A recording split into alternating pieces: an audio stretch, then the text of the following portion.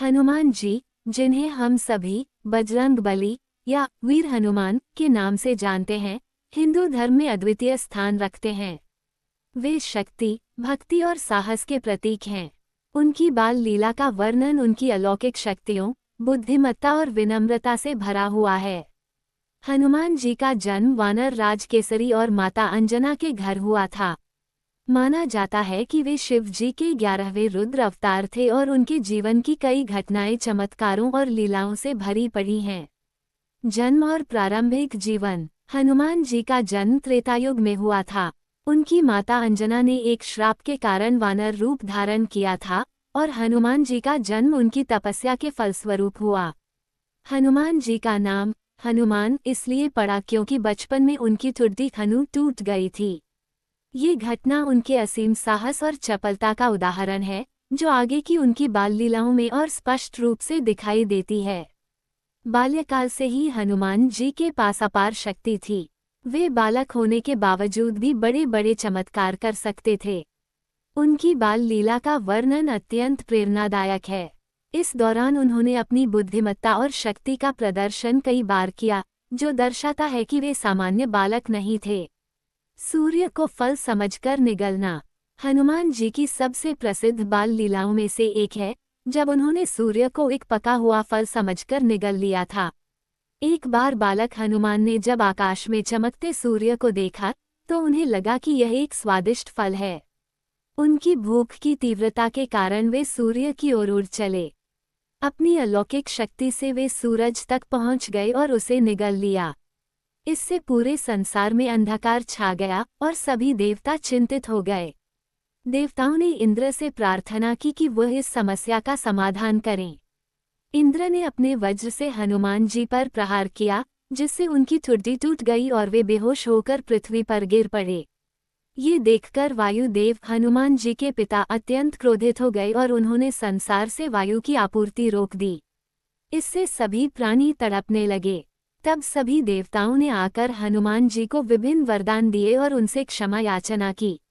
सूर्य देव ने भी उन्हें आशीर्वाद दिया और उनके ज्ञान और बल की प्रशंसा की। इस प्रकार हनुमान जी को सूर्य से विशेष ज्ञान प्राप्त हुआ। बाल्यकाल की शरारतें। बाल्यकाल में हनुमान जी अत्यंत चपल और शरारती थे। वे अक्सर ऋषि मुनियों की तपस्या में बाधा डालते, पेड़ों पर चढ़ जाते और उनके आश्रमों में खेलते कूदते रहते थे।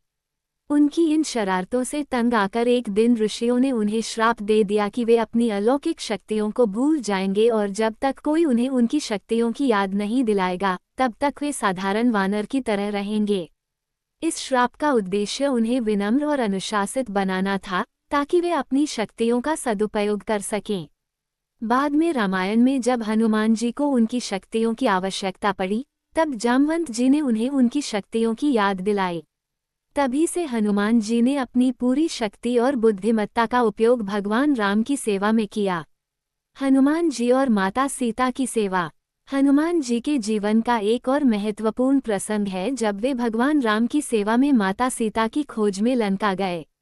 अपने छोटे से आकार और अद्वितीय शक्ति का उपयोग करते हुए हनुमान जी ने राक्षसों की नगरी लंका में प्रवेश किया और माता सीता का पता लगाया। वहां उन्होंने अपने बल और बुद्धिमत्ता का उपयोग करते हुए लंका का दहन भी किया और रावण को चेतावनी दी कि यदि उसने माता सीता को नहीं छोड़ा तो उसका सर्वनाश निश्चित है। राम सेवा और महाभारत में योगदान। हनुमान जी की राम भक्ति तो जग प्रसिद्ध है, लेकिन कम लोग जानते हैं कि उन्होंने महाभारत काल में भी अर्जुन को सहायता प्रदान की थी। महाभारत में जब अर्जुन ने भगवान कृष्ण से पूछा कि उनका रथ इतना शक्तिशाली कैसे है, तो भगवान कृष्ण ने हनुमान जी की ध्वजा को दिखाया। हनुमान जी उस ध्वज पर विराजमान थे, जो अर्जुन की रक्षा कर रहे थे और महाभारत के युद्ध में उनके साथ थे। हनुमान जी का चरित्र। हनुमान जी का चरित्र अद्वितीय है। वे शक्ति और विनम्रता का संयोजन हैं। एक ओर वे अत्यंत शक्तिशाली हैं, दूसरी ओर वे पूरी तरह से भगवान राम के प्रति समर्पित हैं। वे न केवल शारीरिक रूप से बलवान थे, बल्कि मानसिक और आत्मिक रूप से भी अत्यंत उन्नत थे। उनकी भक्ति, सेवाभाव और ईमानदारी के कारण उन्हें हिंदू धर्म में अद्वितीय स्थान प्राप्त है। हनुमान जी के चरित्र का एक और महत्वपूर्ण पहलू उनका आज्ञाकारी और विनम्र स्वभाव है। वे हमेशा अपने माता पिता, गुरु और भगवान राम की आज्ञा का पालन करते थे। उनका जीवन हमें सिखाता है कि सच्ची भक्ति और समर्पण से ही हम जीवन के सभी कष्टों को पार कर सकते हैं।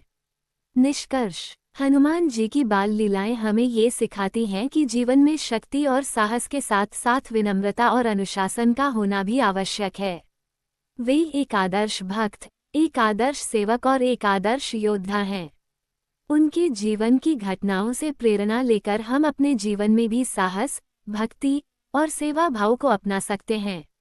उनका जीवन हमें ये भी सिखाता है कि कठिनाइयों के बावजूद अगर हम सच्चे मन से भगवान की भक्ति करें तो हमें सफलता अवश्य मिलेगी।